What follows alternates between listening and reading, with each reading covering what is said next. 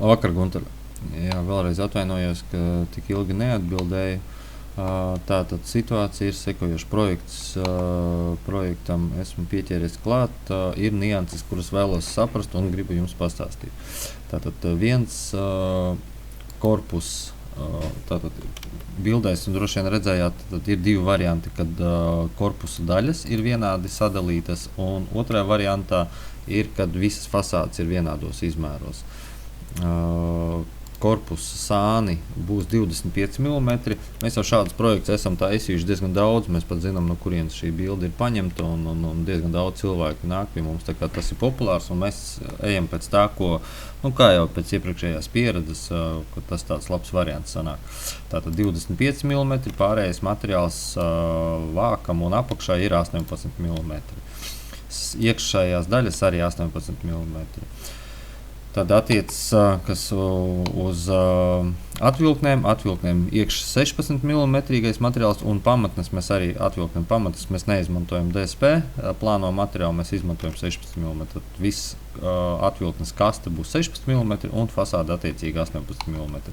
Vadotnes ir tandem tipa vadotnes ar tiponu atvēršanas opciju. Durvīm arī paredzēts tipona atvēršana, kā jau gribējāt, ir divi varianti. Vai nu mēs liekam vīras jau iestrādātiem tiponu, vai nu liekam vīras ar bremzi, jeb saucamās parastās klasiskās vīras, un šeit iestrādājam, šajās vietās iestrādājam tās atvēršanas opcijas, atvēršanas funkcijas. Kas vēl tāds, tātad muguriņas.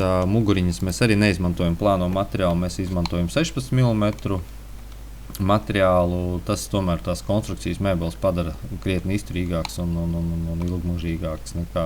Viņas vienkārši stabilāks ir un ilgāk kalpo nekā plāno, kā parasti klasisko citu liek.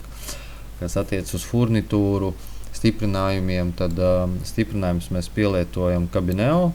Ļoti izskatās akurāti, dārgi un akurāti, tātad šādas pielietojam. Un plauktu sistēmā mēs arī pielietojam tos pašu Cabineo uz klipu.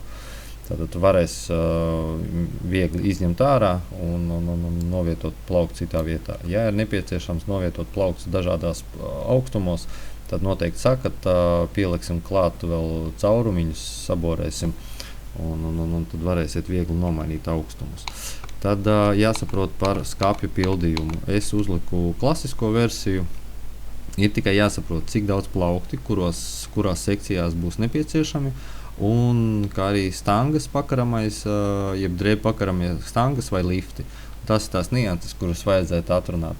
Un, protams, svarīgākais ir materiāla izvēle, jo principā lielāko daļu mēbeles izmaksas tieši sastādīs materiāla izvēle, jo materiāls ir nopērkams tur pa 9–10 eiro kvadrātmetrā, kā arī nopērkams ir pa 22 eiro kvadrātmetrā. Es aptuveni liku, piemeklējot tās krāsas, kuras bija atsūtītas bildē.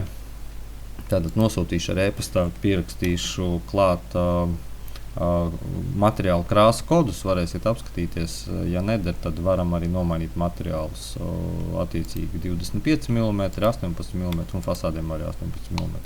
Muguriņām tur nav pārmērīgi liela tā izvēle, jo tas ir korpusu materiāls, viņš ir tā kā prastāks nedaudz, un korpusiem arī tur ļoti izturīgi nevajag. Un mēs viņu pielietojam attiecīgi arī muguriņās un atvilknēs 16 mm. Tā kā to materiālu varēsiet pameklēt, apskatīties, un no materiāla būs noteikti atkarīga lielākā daļa izmaksas, jo visas izmaksas sastāda materiāls un furnitūras izvēle. Tā kā noteikti gaidīšu jautājumus, vēl papildus īsti nav skaidrs. Jūs minējāt, ka jūs gribat pacelt skapi 30 cm no zemes. Vai skapis tiks paredzēts piekārt, vai viņam būs nepieciešams kaut kāds kājas? Šis punkts arī man īsti nebija skaidrs. Tāpēc projektā es to neiekļāvu, tas noteikti ir jāatrunā. Un šie plaukti ielikņi, tātad plaukts, no kā viņš sastāv, šis plaukts, tātad ir 2 18 mm sāni, Un, lai izskatītos smuki, es ieliku vēl vienu tādu pašu 18 mm plauktu apakšā un augšā. Tad, attiecīgi, ja mēs turam bez šī plaukta, tad tas plaukts izskatīsies nesmuki, bet, lai saglabātu to vizuālo dizainu smuku, tad apakšā būs 18 mm gaišais materiāls, un šeit būs ielikts. Bet varam arī sadalīt tā, ka šo daļu mēs varam palaist lejā un šeit atstāt tikai vienu 18 mm materiālu, tad attiecīgi viņš izskatīsies savādāk bez apakšējās daļas, tātad bez pamatnes. Un augšējā daļa ir sadalīta. Tas ir tīri montāžas nolūkos sadalīti viņi ir.